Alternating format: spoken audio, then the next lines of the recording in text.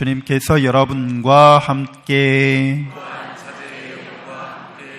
마테오가 전한 거룩한 복음입니다.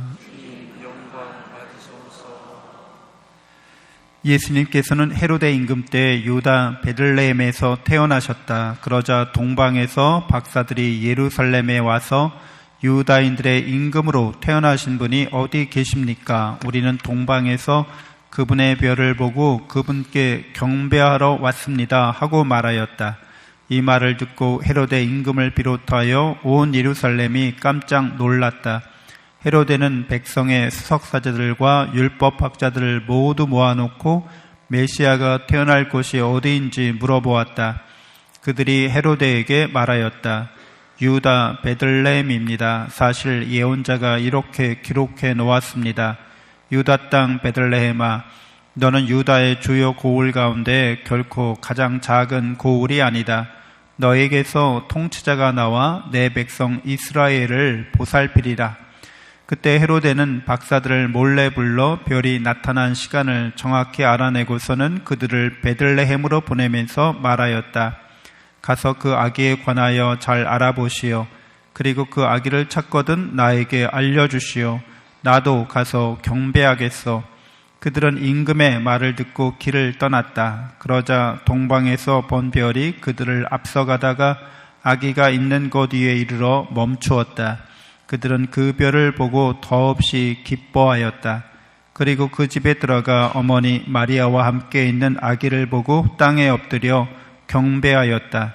또 보물상자를 열고 아기에게 황금과 유향과 모략을 예물로 드렸다.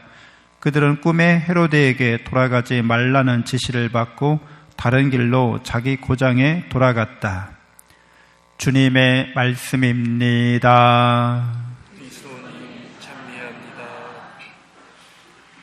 찬미 예수님, 하나님의 복동이 고맙습니다. 고맙습니다.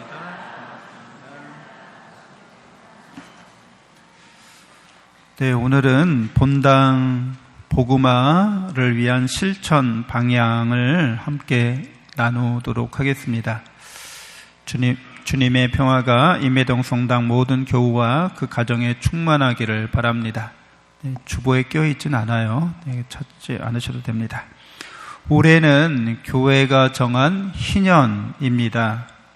신년은 어떤 해인지 여러분 잘 아시죠? 레위기 25장에 관련된 이야기가 그 주보에도 희년 이렇게 나와 있어요. 나중에 집에 가져가셔서 참조하시면 되겠습니다.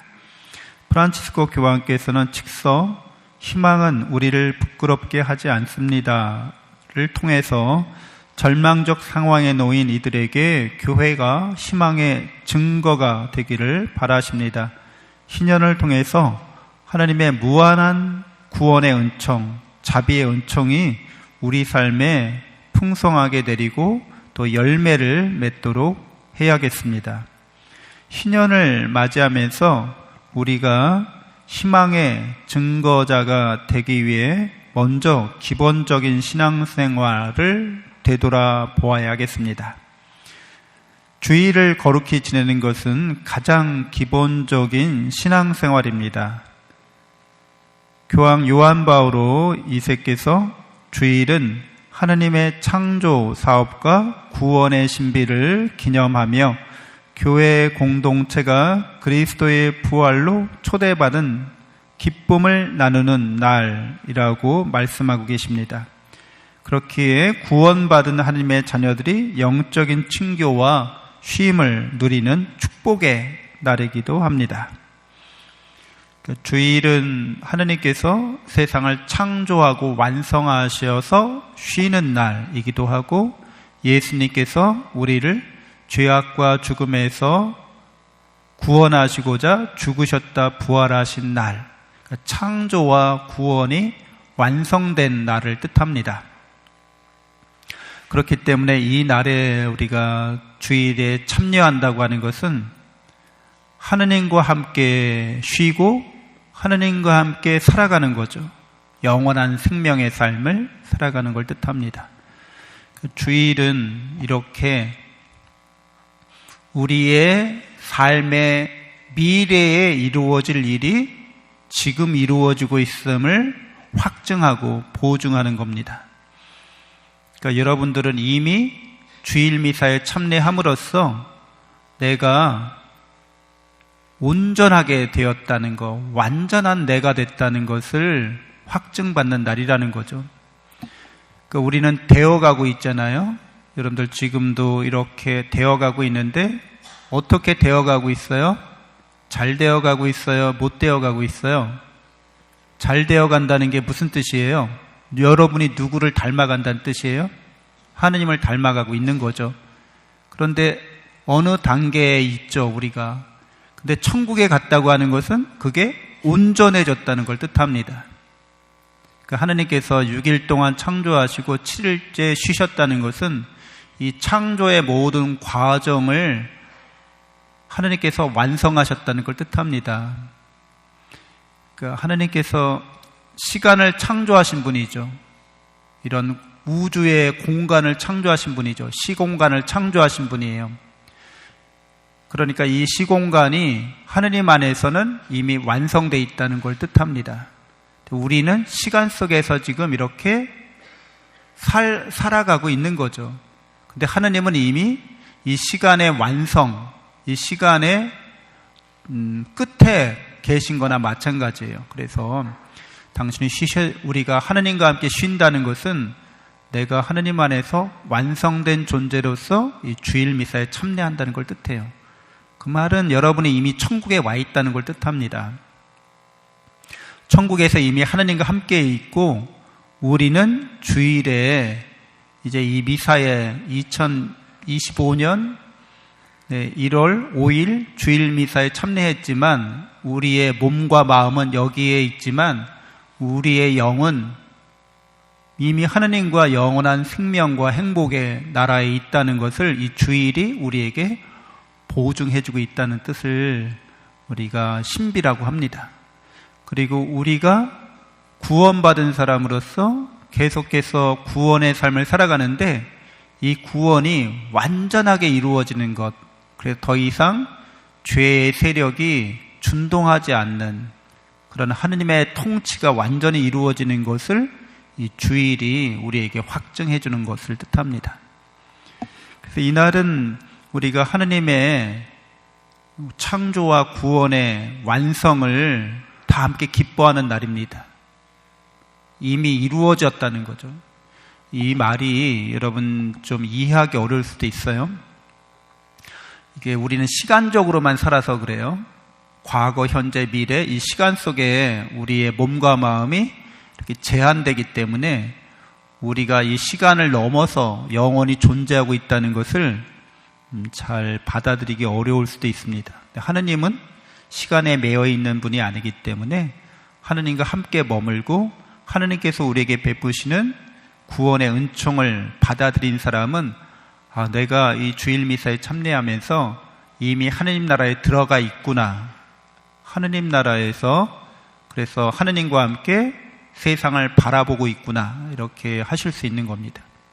그래서 여러분은 주일 미사에 참여할 때 하느님의 사랑과 은총 안에서 영원한 생명과 행복을 받은 자로서 지금 나를 바라보는 거죠. 이 시간을 바라보는 겁니다. 이 장소를, 우리가 살고 있는 세상을 이미 천국에서 바라보고 있는 거죠.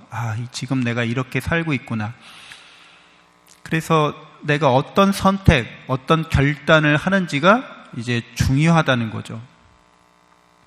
하느님 나라에 내가 이렇게 살고 있는 것은 내가 어떤 믿음을 갖고 어떤 선택을 하고 어떤 결단을 한 그 결과로서 내가 이렇게 머물러 있으니까 이미 내가 승리한 사람으로서, 이미 성공한 사람으로서, 이미 완성된 사람으로서 지금의 나를 바라봐야 한다는 거죠. 여러분이 이미 승리한 사람이고, 여러분 성공한 사람이고, 여러분 완성된 사람이기 때문에 하느님과 함께 지금의 나를 이렇게 바라보고 내가 지금 어떤 선택과 결단을 하면서 천국의 나를 향해 나아갈지 여러분들이 이 주일날 이렇게 기도하시면서 하나님의 은총 안에서 그것을 이루어가는 날입니다. 그래서 이런 믿음을 가진 사람들이 함께 모여서 친교를 나누는 날, 또 쉼을 누리는 축복의 날이기도 합니다. 그래서 본당 주일 미사를 최우선으로 참여하고 불가피하게 여행이나 출장이나 휴가지에서도 그 주변에 성당을 찾아서 주일 미사에 참석해야겠습니다. 불가피하면, 그마저도 불가피하면 안 되면 어떻게 해요? 평일 미사에 이제 참여하시는 거죠. 근데 주일 미사가 훨씬 더 중요하기 때문에 평일 미사 참석하시는 분들은 더블로 참석하시는 게 좋겠죠. 1대1로 이게 가치가 안 되잖아요. 이 주일의 가치가 훨씬 높기 때문에 따따블 해도 사실은 안 되는 거지만 따따블은 너무 심한 것 같아서 이제 더블로 적어도 평일에 한 번 미사 참여하셔야 되는 거예요. 주일 미사에 참석하시면서 우리는 이 미사 전례 안에서 하느님의 말씀을 듣습니다. 하느님의 말씀에 대해서 프란치스코 교황님께서는 하느님의 말씀은 단순한 문서가 아니라 우리를 변화시키는 살아있는 생명의 말씀, 구원의 말씀, 진리의 말씀, 은총의 말씀이라고 이야기해 주십니다. 말씀을 듣는 것은 우리가 부름받아 변화하는 첫걸음입니다. 성경을, 하나님의 말씀을 통해서 구원과 진리와 은총의 말씀을 들어야 한다는 거죠. 그 말씀을 듣고 깨닫고 믿고 우리가 선택하고 결단하면서 우리가 이제 잘 되어가는 거죠. 하느님을 닮아가는 겁니다. 올해도 본당에서 실시하는 성경잔치에 적극적으로 참여해서 성경을 읽고 암송하고 공부하고 실천하는 임해동 성당 교우 공동체가 되기를 바랍니다. 그리고 당연하게도 성사의 은총에 충실히 머무르는 하느님의 복동이들로 살아가야겠습니다. 우리가 하느님의 말씀을 듣고 하느님께 나아갈 때 하느님께서는 성사의 은총을 주신다는 거죠. 고해성사, 성체성사가 우리가 주일 미사 때 이루어지는 성사입니다. 그래서 우리는 우리의 죄를 용서받고 또 하느님의 몸을 우리가 받아 모십니다. 그래서 이것이 우리에게 확증을 해주는 거죠. 우리가 하느님의 말씀을 듣고 하느님께 나아가려고 하면 하느님께서 구원의 은총을, 자비의 은총을 거저 우리에게 늘 베푸시는 하느님이라는 것을 이 성사가 우리에게 보여줍니다. 그래서 특별히 올해 신년에 전대사 은총을 받을 수 있도록 세 가지가 기본이에요. 고해성사하고 또 사도신경 바치고 그다음에 교황님의 뜻에 따라서 주모경 바치는 거, 이게 이제 가장 기본이고요. 신년에 전대사를 받을 수 있는, 전대사라고 하는 거는 여러분들 좀 설명을 드리자면, 우리는 가톨릭 교회는 죄와 벌을 구별하죠. 그래서 죄를 고해성사하면 죄가 없어지는데 벌은 남아있다고 가르쳐요. 그래서 고해성사 때 사제경과 함께 죄를 없애주는 것과 함께 보석을 주잖아요. 보석이라는 건 이 벌에 대해서 자기가 기호 갚으라는 거예요. 그러니까 우리가 말하는 사랑은 자비와 정의를 아우르는, 조화롭게 하는 것을 뜻합니다. 그래서 여러분들도 자녀를 사랑할 때 자비와 정의를 조화롭게 하죠? 자녀가 잘못했을 때 무조건 자비롭게만 하면 어떻게 해요? 정의롭게 하지 않으면? 무조건 다 용서해주고 책임을 다 부모님이 대신해줘.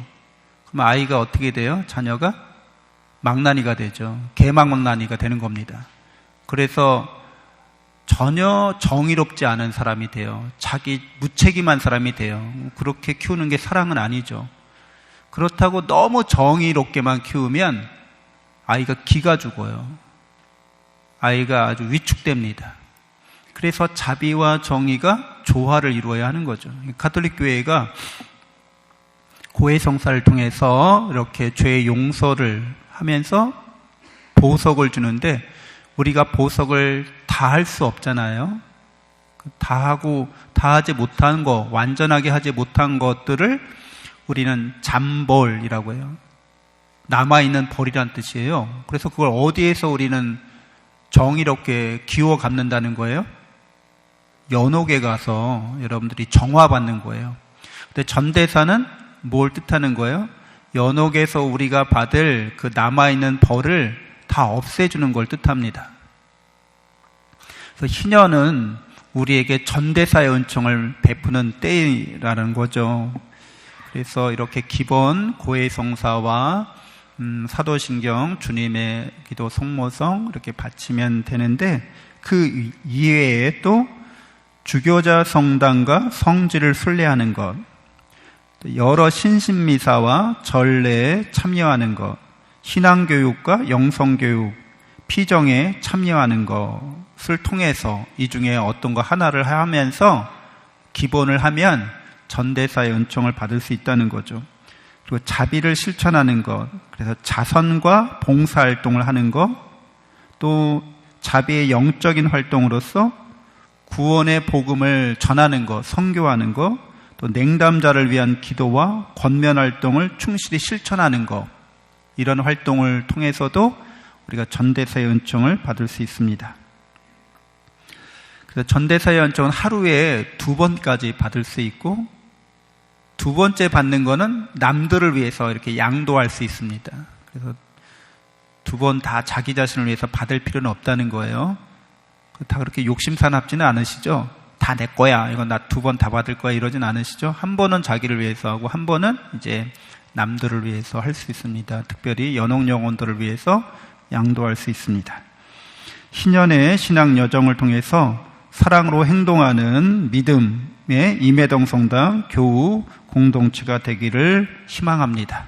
잠시 눈을 감고 묵상하겠습니다.